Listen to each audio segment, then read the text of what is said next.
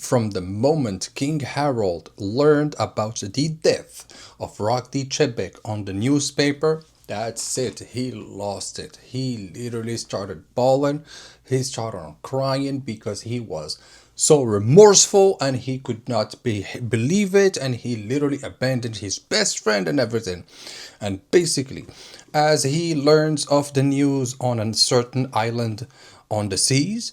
Basically, he is on an island where there are humans, of course, and the humans are actually scared and they want to call the Marines because somebody is going absolutely batshit crazy in their country. And you learn that it's actually King Harold that's actually beating up somebody. And the humans are like, yeah, he is beating up a huge giant thug. So you understand that the other person is a giant and he's a thug, meaning he's committing some crimes around that country and he doesn't care.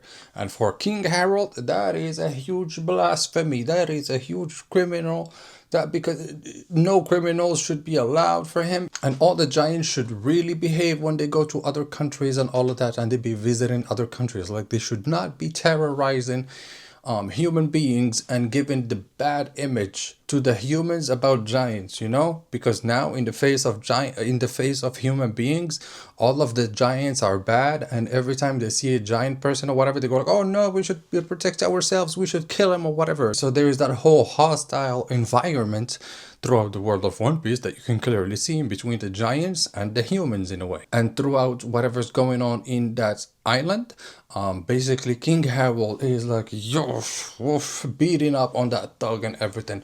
But at the same time, he is not properly beating up that guy. He's just kind of like beating up on his own pain, on his own remorse, on his own failures and everything, and the way he failed the world and everything, and specifically the way he failed his best friend Rock the Chebek. Because I remind you, Rock the Chebek, right before God Valley and everything, well, they had a meeting on the seas and they were talking, and throughout their talk, literally, Rock the Chebek told King Harold even his secret name that no one actually knew.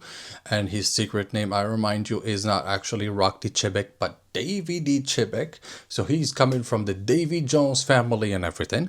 So all of that secretness and all of that he entrusted into his best friend in a very dire moment, in a way where he could have needed the help of King Harold, where King Harold at that point is like, I didn't help him. I abandoned my best friend when he begged me for help. I let him die. And yeah, he basically let his best friend die because he came to him with help. And Rocks never asks for help because he's already strong enough to handle kind of everything. But at that point, he literally needed the help. And the only way that King Harold was not going to help him is because he had like a treaty or something with him or with the world governments and all of that, and the Gorosei and all of that. And the order that he had from them was to actually kill Rocks for them. And that way he could actually join the world government.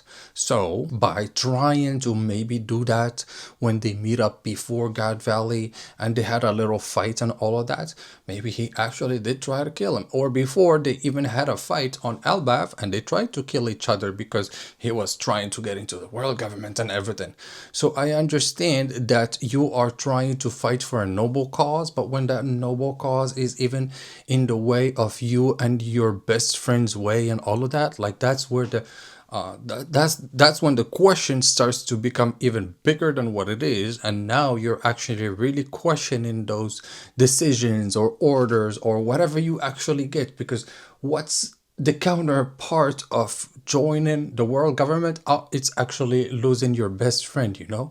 So would you actually be able to lose your best friend so that you actually join a world government or some shit like that? You guys let me know down in the comments below. And also don't forget to like this video and subscribe to the channel. Go for it. And from all that pain and all that soreness and everything, he is like, there is no turning back anymore. I will not forget the wickedness of the giants. So now is even a bigger question that we can ask. Does he Is he going to actually start hating himself, or is he actually going to start to actually hate the giants of his country, or the giants that are around the world that are actually doing something? For example, Dorian Brody.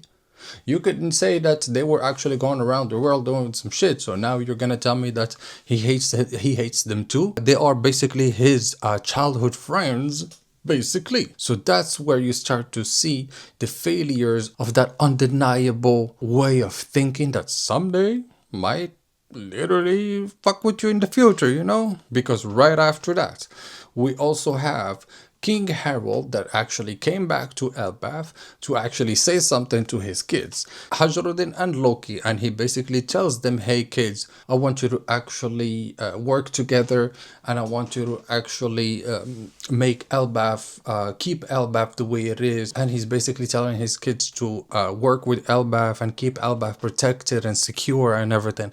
And at the same time, now we are jumping into King Harald that commits one of the biggest sins in a way for his people in a way. So basically he goes to the marine headquarters and he tells everybody, "Don't worry, I'm not here to fight, I'm not here to do anything or whatever, I'm just here to speak, and I'm just here to talk to the world government and the higher ups and the Gorosei and all of that." And you can clearly see that King Harald shows up on the ground of the Marine headquarters. He bows down, goes to the ground, and he grabs on his horns and he snaps them out of his own body. And he says, "Please allow me 1,000 years of atonement. I want to apologize for all the mistakes the giants have committed so far. From now on, I want the children of Elbaf to live without harming anyone. I want them to coexist peacefully with humans. I want to prove my vow for peace. I want a chance to atone for our sins. I would even become a slave to achieve that." And so that's where you see the whole resolve of King Harald, to the point where he wants to actually become even a slave to the world government and everything, so that he can, justify his very honorable decision of making Elbaf a very habitable country in a way where there's no wars all the time and all of that. That is understandable, but the way King Harald is going at it by even becoming of his own will a slave to maybe Emu, because Emu is right there at the final ending of the chapter, and you can only see the eye. Literally, Emu is like, "Oh yeah, I literally got him in the palm of my hand, and now I can do basically anything with the giants, because now I've got the king of the giants in my hand, and he can go and revive those giants, and we can order them to do whatever."